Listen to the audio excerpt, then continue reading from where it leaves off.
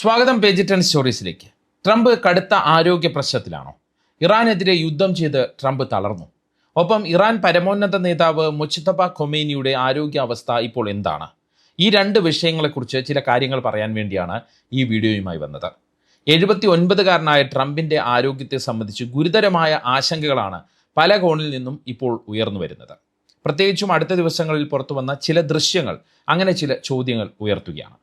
ഇറാന്റെ പരമോന്നത നേതാവ് മുജ്തബ ഖൊമേനിയുടെ ഇപ്പോഴത്തെ അവസ്ഥയെക്കുറിച്ച് തലങ്ങും വിലങ്ങും അന്വേഷിച്ചിട്ടും ഒന്നും മനസ്സിലാകാത്ത അവസ്ഥയിലാണ് അമേരിക്കൻ ഇസ്രയേൽ രഹസ്യ അന്വേഷണ ഏജൻസികൾ. അതിനെക്കുറിച്ചും പറയാം. ആദ്യം ട്രംപിൻ്റെ കാര്യം നോക്കാം, അതിനുശേഷം മുജ്തബയിലേക്ക് വരാം. നമുക്ക് രണ്ട് ദൃശ്യങ്ങൾ ആദ്യം കാണാം. American president Donald Trump air force വണ്ണിൻ്റെ പടികൾ ഇറങ്ങി വരുന്ന ദൃശ്യമാണ് ആദ്യത്തേത്.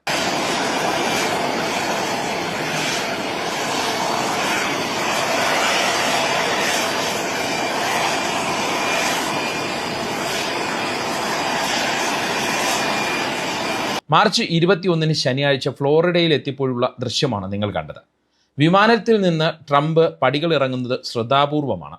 മാത്രമല്ല ട്രംപ് കൈവരികളിൽ മുറുകെ പിടിക്കുന്നുമുണ്ട്.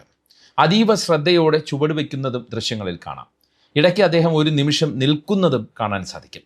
ഇതെല്ലാം ട്രംപിൻ്റെ ആരോഗ്യം സംബന്ധിച്ച് ഗുരുതരമായ ആശങ്കകളാണ് ഉയർത്തിവിടുന്നത്. ട്രംപ് കൂടുതൽ പ്രായമുള്ള ആളായിരിക്കുന്നു, അദ്ദേഹം നല്ല ക്ഷീണിതനാണ്, പടികൾ ഇറങ്ങാൻ പോലും അദ്ദേഹത്തിന് കഴിയുന്നില്ല എന്നാണ് വീഡിയോ പങ്കുവെച്ചുകൊണ്ട് ചിലർ സമൂഹ മാധ്യമങ്ങളിൽ കുറിച്ചത്. ട്രംപിൻ്റെ മുഖത്ത് നല്ല ക്ഷീണമുണ്ടെന്നും അദ്ദേഹത്തിന് നടക്കാൻ സാധിക്കുന്നില്ല എന്നും പലരും ഈ വീഡിയോയ്ക്ക് താഴെ കമൻറ്റും ഇടുന്നുണ്ട്. ഇനി രണ്ടാമത്തെ ദൃശ്യം. ഈ ദൃശ്യം മാർച്ച് 21 അതായത് വിമാനത്തിൽ നിന്ന് ട്രംപ് ഇറങ്ങിയതിൻ്റെ തൊട്ട് മുമ്പത്തെ ദിവസത്തെ ദൃശ്യം. അത് കാണാം.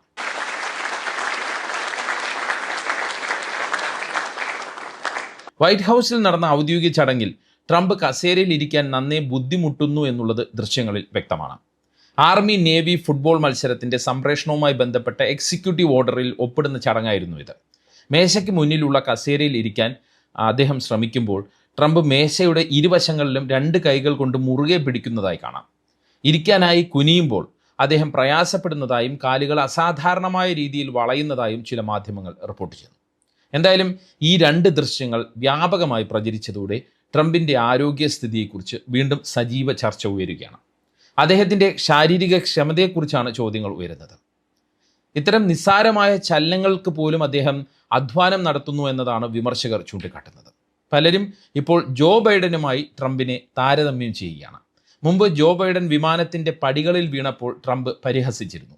ഇപ്പോൾ ട്രംപ് പടികളിൽ തപ്പിത്തടയുന്നതും പതുക്കെ ഇറങ്ങുന്നതും ചൂണ്ടിക്കാട്ടി ബൈഡൻ അനുകൂലികൾ ഇതിനെ കർമ്മ എന്നാണ് വിളിക്കുന്നത്. ഇറാനെതിരെയുള്ള സൈനിക നീക്കം വിജയിക്കാത്തത് ട്രംപിനെ മാനസികമായി തളർത്തി എന്ന തരത്തിലുള്ള ചർച്ചകളും സജീവമാണ്. ഇനിയും സംഘർഷം മുന്നോട്ട് കൊണ്ടുപോയാൽ അമേരിക്കയിൽ നവംബറിൽ നടക്കുന്ന ഇടക്കാല തെരഞ്ഞെടുപ്പിൽ റിപ്പബ്ലിക്കൻ പാർട്ടിയുടെ പ്രകടനത്തെ അത് ബാധിക്കുമെന്നാണ് രാഷ്ട്രീയ തന്ത്രജ്ഞർ ട്രംപിന് നൽകിയിരിക്കുന്ന മുന്നറിയിപ്പ്. മാത്രമല്ല ഹോർമൂസ് കടലിടുക്ക് ഇറാൻ അടച്ചതിനെ തുടർന്നുള്ള സാമ്പത്തിക പ്രതിസന്ധി മറുവശത്തുണ്ട്. ഇപ്പോഴാണെങ്കിൽ ഒത്തുതീർപ്പിന് വഴങ്ങാത്ത നിലപാട് ഇറാൻ സ്വീകരിക്കുന്നത് കാരണം സമാധാന ചർച്ചകളും വഴിമുട്ടിയിരിക്കുന്ന ഒരു സാഹചര്യമുണ്ട്. അല്ലെങ്കിൽ ചർച്ച നടക്കുന്നുവെന്ന് ട്രംപ് പറയുന്നു, ഇല്ല എന്ന് ഇറാൻ പറയുന്ന അവസ്ഥ. ഇതെല്ലാം ട്രംപിനെ വല്ലാത്ത സമ്മർദ്ദത്തിലേക്കും ശാരീരിക തളർച്ചയിലേക്കും കൊണ്ടെത്തിച്ചു എന്നാണ് പല വിമർശകരും പറയുന്നത്. മാത്രമല്ല പലപ്പോഴും പരസ്പര വിരുദ്ധമായ കാര്യങ്ങൾ പറയുന്ന ട്രംപിൻ്റെ മാനസികാരോഗ്യത്തെക്കുറിച്ചും ചിലർ സംശയം ഉന്നയിക്കുന്നുണ്ട്. ഇറാൻ്റെ എംബസിയും ചില അന്താരാഷ്ട്ര മാധ്യമങ്ങളും ട്രംപിൻ്റെ മാനസികാരോഗ്യം ഈ യുദ്ധകാലഘട്ടത്തിൽ ശരിയല്ല എന്ന് വിമർശിച്ചിരുന്നു. എന്തായാലും ഇറാൻ കൊടുക്കുന്ന രാഷ്ട്രീയ മാനസിക സമ്മർദ്ദം ട്രംപിൻ്റെ ശരീരഭാഷയെ ബാധിക്കുന്നുണ്ടെന്ന് തന്നെയാണ് സോഷ്യൽ മീഡിയ ആകെ അഭിപ്രായപ്പെടുന്നത്. കുറച്ച് നാളുകൾക്ക് മുമ്പും ട്രംപിൻ്റെ ആരോഗ്യസ്ഥിതിയെക്കുറിച്ച് ചില ചർച്ചകൾ സോഷ്യൽ മീഡിയയിൽ സജീവമായിരുന്നു, അല്ലെങ്കിൽ വൈറലായിരുന്നു. ട്രംപിൻ്റെ കാലിൻ്റെ വീക്കവുമായി ബന്ധപ്പെട്ട ആരോഗ്യ പ്രശ്നം അതായിരുന്നു അന്ന് ചർച്ചാ വിഷയം. വൈറ്റ് ഹൗസ് വൃത്തങ്ങൾ തന്നെ ഇത് സംബന്ധിച്ച് ചില വ്യക്തത വരുത്തിയിട്ടുണ്ട്. കാലുകളിലേക്ക് രക്തം ശരിയായി പമ്പ് ചെയ്യാൻ കഴിയാത്ത ഈ അവസ്ഥ മൂലമാണ് അദ്ദേഹത്തിൻ്റെ കണ്ണങ്കാലുകളിൽ വീക്കം അനുഭവപ്പെടുന്നത് എന്നാണ് വൈറ്റ് ഹൗസ് അറിയിച്ചത്.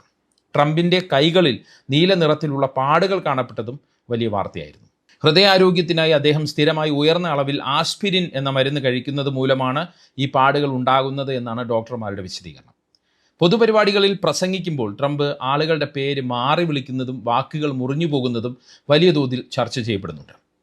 അടുത്തിടെ നടന്ന ഒരു ചടങ്ങിൽ പ്രസ് സെക്രട്ടറിയുടെ പേര് മാറി വിളിച്ചത് ഇത്തരത്തിൽ ശ്രദ്ധിക്കപ്പെട്ടിരുന്നു. മാത്രമല്ല തത്സമയ മാധ്യമങ്ങളെ കാണുമ്പോൾ ട്രംപ് ചിലപ്പോൾ ഉറക്കത്തിലേക്ക് വഴുതി പോകുന്നതും ചർച്ചയാകുന്നുണ്ട്. എന്നാൽ ട്രംപിൻ്റെ ഔദ്യോഗിക ഡോക്ടർ നൽകിയ റിപ്പോർട്ടിൽ അദ്ദേഹം കായികമായും മാനസികമായും പൂർണ്ണ ആരോഗ്യവാനാണ് എന്നും രാജ്യത്തെ നയിക്കാൻ പൂർണ്ണ സജ്ജനാണ് എന്നുമാണ് പറയുന്നത്. താൻ പതിവായി ഗോൾഫ് കളിക്കാറുണ്ടെന്നും മറ്റാരേക്കാളും കൂടുതൽ ജോലി ചെയ്യാൻ തനിക്ക് ഊർജ്ജമുണ്ടെന്നും ട്രംപും അവകാശപ്പെടുന്നു. ഇതാണ് ട്രംപുമായി ബന്ധപ്പെട്ട് പറയാനുള്ളത്. ഇനി മുജ്തബ ഖൊമൈനിയുടെ കാര്യത്തിലേക്ക് വന്നാൽ, മുജ്തബയെക്കുറിച്ച് അന്വേഷിച്ച് വശം കെട്ടിരിക്കുകയാണ് അമേരിക്കയുടെയും ഇസ്രയേലിൻ്റെയും രഹസ്യ അന്വേഷണ ഏജൻസികൾ എന്ന് തന്നെ പറയാം. തലങ്ങും വിലങ്ങും അന്വേഷിച്ചിട്ടും മുജ്തബ എവിടെയെന്ന് കണ്ടെത്താൻ ഇതുവരെ വലിയ നെറ്റ്വർക്കുള്ള അമേരിക്കൻ രഹസ്യാന്വേഷണ ഏജൻസിയായ CIA-ക്കോ ഇസ്രയേലിൻ്റെ മൊസാദിനോ കഴിഞ്ഞിട്ടില്ല. എന്നാൽ മുജ്തബ ജീവനോടെ ഉണ്ടെന്ന് 2 ഏജൻസികളും സ്ഥിരീകരിച്ചിട്ടുണ്ട്. എന്നാൽ എവിടെ? അതാണ് ചോദ്യം. മുജ്തബ ഇറാനിൽ ഉണ്ടെന്ന് ചില രഹസ്യാന്വേഷണ ഉദ്യോഗസ്ഥർ പറയുമ്പോൾ അതല്ല, റഷ്യയിലാണെന്നാണ് മറ്റു ചിലർ പറയുന്നത്. അതായത് മുജ്തബ ഇറാനിൽ തന്നെ ഉണ്ടെന്ന കാര്യത്തിലും അദ്ദേഹത്തിൻ്റെ ആരോഗ്യസ്ഥിതിയെക്കുറിച്ചും ഇതുവരെ കൃത്യമായ വിവരം ശേഖരിക്കാൻ ചാരന്മാർക്ക് കഴിഞ്ഞിട്ടില്ല എന്നത് തന്നെയാണ് അതിൻ്റെ അർത്ഥം. പേർഷ്യൻ പുതുവർഷമായ നൗറൂസിൽ ഇറാൻ ജനതയെ മുജ്തബ അഭിസംബോധന ചെയ്യുമെന്ന് രഹസ്യാന്വേഷണ ഏജൻസികൾ വിവരം നൽകിയെങ്കിലും അതുണ്ടായില്ല. എഴുതി തയ്യാറാക്കിയ പ്രസ്താവന മാത്രമാണ് മുജ്തബയുടെ ഭാഗത്ത് നിന്ന് ഉണ്ടായത്. മുജ്തബ ഇറാനിൽ തന്നെ ഉണ്ട് എന്നാണ് ചില ചാരന്മാർ നൽകിയിരിക്കുന്ന വിവരം. മുജ്തബയുമായുള്ള കൂടിക്കാഴ്ചയ്ക്ക് ഇറാൻ ഉന്നത ഉദ്യോഗസ്ഥർ സമയം തേടുന്നതടക്കമുള്ള വിവരങ്ങൾ പങ്കുവെച്ചുകൊണ്ടാണ് ഈ ചാരന്മാർ ഇത് സ്ഥിരീകരിക്കുന്നത്. ഇസ്രായേൽ ഉദ്യോഗസ്ഥനെ ഉദ്ധരിച്ച് അമേരിക്കൻ മാധ്യമമായ ആക്സിയോസ് ഇക്കാര്യം റിപ്പോർട്ട് ചെയ്യുകയും ചെയ്തു. നൗറൂസിൽ ഇറാൻ ജനതയ്ക്കായുള്ള മുജ്തബയുടെ സന്ദേശം ടെലിഗ്രാം ചാനലിൽ പോസ്റ്റ് ചെയ്തിരുന്നു. ഈ സന്ദേശം അടങ്ങിയ ഫോട്ടോ പുതിയതാണോ എന്നാണ് ഇപ്പോൾ അമേരിക്കൻ രഹസ്യാന്വേഷണ ഏജൻസികൾ പരിശോധിക്കുന്നത്. അതായത് ഈ സന്ദേശം വന്ന ഒരു ഫോട്ടോ ഉണ്ടല്ലോ, സ്ക്രീൻഷോട്ട്, അത് പുതിയതാണോ എന്നുള്ളതാണ് പരിശോധിക്കുന്നത്. മുജ്തബ ജീവനോടെ ഉണ്ടെങ്കിലും ഇറാൻ്റെ യഥാർത്ഥ ഭരണം അദ്ദേഹത്തിൻ്റെ കൈകളിലാണോ എന്ന കാര്യത്തിലും അമേരിക്കൻ ഇസ്രയേൽ ഉദ്യോഗസ്ഥർക്ക് സംശയമുണ്ട്. മുജ്തബ തന്നെയാണ് ഉത്തരവുകൾ നൽകുന്നതെന്ന് തെളിയിക്കാൻ തങ്ങളുടെ പക്കൽ തെളിവുകളില്ല എന്ന് ഒരു മുതിർന്ന ഉദ്യോഗസ്ഥൻ, ഇസ്രയേലി ഉദ്യോഗസ്ഥൻ ആക്സിയോസിനോട് പറയുകയും ചെയ്തു. നൗറൂസുമായി ബന്ധപ്പെട്ട് പുറത്തു വന്ന മുജ്തബയുടെ സന്ദേശം വലിയൊരു റെഡ് ഫ്ലാഗ് ആയിട്ടാണ് അമേരിക്കൻ ഇസ്രയേലി രഹസ്യാന്വേഷണ വിഭാഗം കാണുന്നത്. കാരണം അതൊരു അപകടമാണ്, അദ്ദേഹം ജീവിച്ചിരിപ്പുണ്ട് എന്നുള്ളതിൻ്റെ തെളിവാണ് എന്നാണ് ഈ രഹസ്യാന്വേഷണ ഏജൻസികൾ പറയുന്നത്. മുജ്തബ ഇറാനിൽ ഇല്ലെന്നാണ് മറ്റു ചില രഹസ്യാന്വേഷണ ഏജൻസികൾ അല്ലെങ്കിൽ ഉദ്യോഗസ്ഥർ പറയുന്നത്.